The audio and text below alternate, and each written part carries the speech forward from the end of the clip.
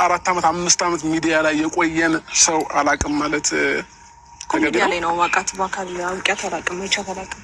በአካል የተሸጠጠቅማ አታቂማ አንደና ቆይ ሰላም አትሉም እንዴ? እንዴ ነው ይበቃል። ከዚህ በላይ ስታልፈስ ነው እንዴ? እሺ ለማንኛውም እንደማይተዋወቁ ሰው ባትሆኑ ጥሩ ነው። ፍቅር ትባላለች፣ ምናልባት ካላወቃችኋት። ፍቅርታኔ አላቃት። እሺ እኔ አውቃታለሁ። እሺ ምን ሰላም ቢያት እንዴት ነሽ? እንዴት ነሽ ሩቲ? እንዴት ነሽ? አላህ እኮ ሰላም አትያት መስፋት እንደዛ ነው የሚያምነው። ነሽ የሚላ ሰላም ቢያትሽ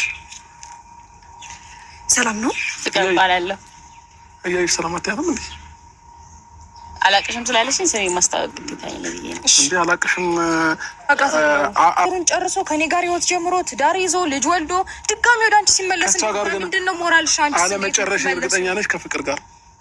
አንተ ከፍቅር ጋር ሳትጨርስ ነው ከሩታ ጋርም ጀምረ ከዛ በኋላ ወደ እኔ ጋር የመጣኸው?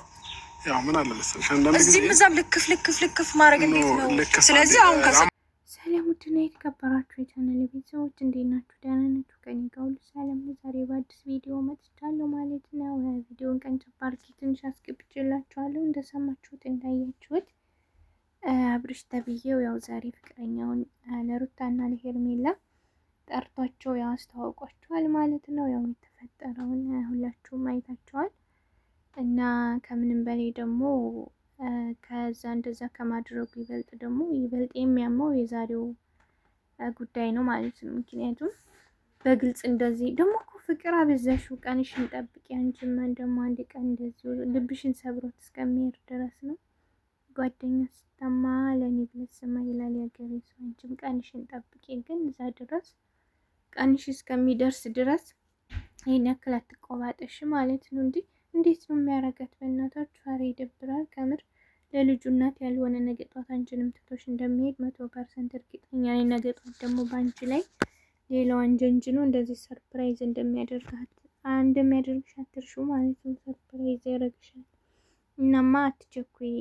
ልብሽ ወንድ እንደው በተለይ ደግሞ እንደዚህ አንዷን መቀየር የለመደ ወንድ መቼም አይማርም፣ መቼም አያርፍም ማለት ነው። እና ስለዚህ አለቅጥ በልክ አድርጊው ፍቅር ተብዬዋ ማለት ነው። እንዴ እንደዚህ አለቅጥ እንደዚህ መሆን ጥሩ አይደለም።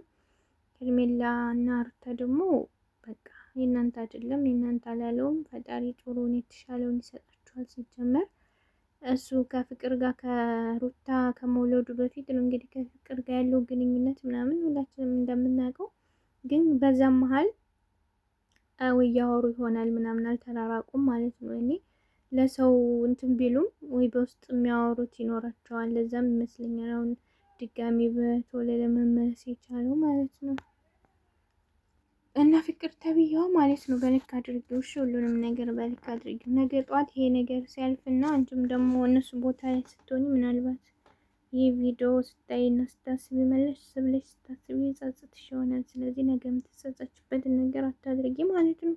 በጣም እኮ ተቆባጠሱት ሄርሜላ እና ሩታ ላይ ጭራሽ ሞድ እየያዘችባቸው ማለት ነው። አሬ ይደብራል። እንደዚህማ ሴት ነሽ አንቺን በሴት ህመም ሊሰማሽ ይገባል እንጂ ለእነሱ ጥሩ ሳይሆን መቶ ወደ አንቺ በአሁኑ ሰዓት ላይ በእርግጥ ደስ ሊልሽ ይችላል፣ ግን ነገ ጧት ሲሄድ ነው ይሄ ነገር ሊጸጽትሽ የሚችለው። ስለዚህ ነገ የሚጸጽትሽን ነገር ባታደርጊ ጥሩ ነው ማለት ነው። በልክ አድርጊው። ምክንያቱም ከመሄዱ ስለማይዘል ማለት ነው። ባይሄድ ኑሮ ወደ እነሱ ባልሄደ የመጀመሪያ ፍቅረኛ ሆነሽ ከአንቺ ወዲያው እነዚህ ሁለቱን እንትን አለ ማለት ነው። ስለዚህ ያለመሄዱ ምንም ዋስትና ስለሌለሽ በልክ አድርጊው እናት።